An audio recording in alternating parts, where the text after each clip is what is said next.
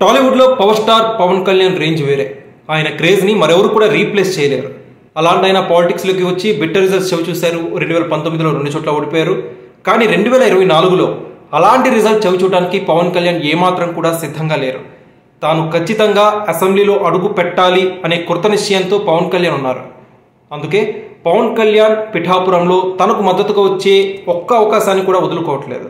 ఇప్పటికే పిఠాపురంలో జబర్దస్త్ ఆశీస్సులు కావచ్చు, పవన్ కళ్యాణ్ ఫ్యాన్స్ కావచ్చు, టాలీవుడ్లో నిర్మాతలైన బన్నీవాస్, డైరెక్టర్ మెహర్ రమేష్ వీరందరూ కూడా పిఠాపురంలో గ్రౌండ్ వర్క్ స్టార్ట్ చేశారు. ఇక రేపు మెగా ప్రిన్స్ వరుణ్ తేజ్ కూడా, మెగా ఫ్యామిలీకి చెందిన వరుణ్ తేజ్ పిఠాపురంలో పవన్ కళ్యాణ్కి మద్దతుగా ప్రచారం చేయబోతున్నారు.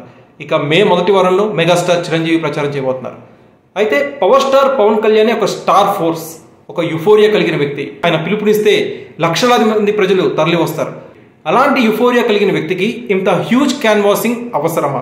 పిఠాపురంలో జబర్దస్త్ ఆర్టిస్టులతో మొదలుకొని మెగాస్టార్ చిరంజీవి వరకు ఇంత హ్యూజ్ క్యాంపెయినింగ్ అవసరమా అంటే ఖచ్చితంగా అవసరమే.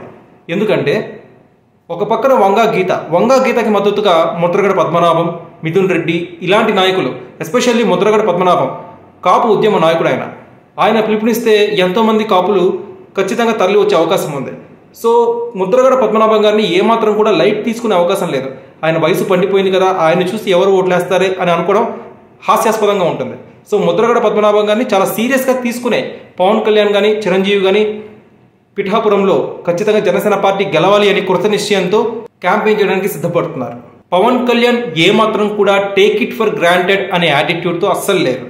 గ్రౌండ్ రియాలిటీ చెక్ చేసుకున్నారు. అందుకే నన్ను గెలిపించి అసెంబ్లీకి పంపండి అని అడగట్లేదు, అర్థిస్తున్నాను అంటూ అలాంటి కామెంట్స్ చేశారు పవర్ స్టార్ పవన్ కళ్యాణ్. అందుకే నామినేషన్ కూడా చరిత్రలో ఎన్నడూ లేనంతగా అంత హ్యూజ్ క్యాన్వాసింగ్ తో, హ్యూజ్ పబ్లిసిటీతో పవన్ కళ్యాణ్ చేసుకున్నారు. ఇది ఖచ్చితంగా పిఠాపురంలో ఆయన రిజల్ట్ కి ఎంతో కొంత దోహదం చేసే విషయం. సో ఇలా ప్రతి అంశాన్ని కూడా పవన్ కళ్యాణ్ చాలా సీరియస్ గా తీసుకున్నారు పిఠాపురంలో.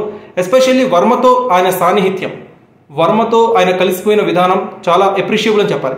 కానీ ఇక్కడ ఇంట్రెస్టింగ్ ఫ్యాక్ట్ ఏంటంటే, టీడీపీ అధికారంలోకి రాకపోతే, టీడీపీకి 40 సీట్ల కంటే తక్కువ వస్తే వర్మకి ఇచ్చిన ఎమ్మెల్సీ హామీ నెరవేరుతుందా లేదా అనేది ఇక్కడ ఫస్ట్ పాయింట్. రెండోది, ఒక ఎమ్మెల్యేని ప్రజలు ఎన్నుకుంటారు, కానీ ఎమ్మెల్సీని ఎమ్మెల్యేలు ఎన్నుకుంటారు.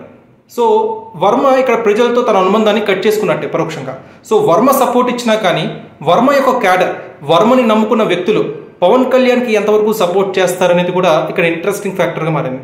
వర్మ సపోర్ట్ ఇస్తున్నారు. వర్మ కూడా మన నామినేషన్లో పవన్ కళ్యాణ్ని ఆశీర్వదించారు, ఆయన వెంటే ఉన్నారు నామినేషన్ ఆసంతం కూడా. కానీ వర్మ యొక్క క్యాడర్ పవన్ కళ్యాణ్కి ఎంతవరకు సపోర్ట్ చేస్తుంది? ఎందుకంటే వర్మని నమ్ముకున్న వ్యక్తులు చాలా మంది ఇప్పుడు వైసీపీలోకి వెళ్ళిపోయే అవకాశం ఉంది. సో ఇవన్నీ కూడా ఓవరాల్గా పవన్ కళ్యాణ్కి కాస్త ప్రతికూల అంశాలుగా మారే అవకాశం ఉంది. సో 90,000 కాపులు ఓట్లు కలిగిన పిఠాపురంలో ముద్రగడ పద్మనాభం పిలుపునిస్తే వంగ గీతకి ఓటేస్తారా, లేకపోతే మెగాస్టార్ చిరంజీవి పిలుపునిస్తే పవన్ కళ్యాణ్ చూసి ఓటేస్తారా? ఇది ఇప్పుడు ప్రెసెంట్ ఇంట్రెస్టింగ్ ఫ్యాక్టర్గా మారింది. సో ఓవరాల్గా పవన్ కళ్యాణ్కి ఈ హ్యూజ్ క్యాన్వాసింగ్, ఈ హ్యూజ్ క్యాంపెయినింగ్ ఎంతవరకు కలిసి వస్తుంది అనేది వేచి చూడాలి.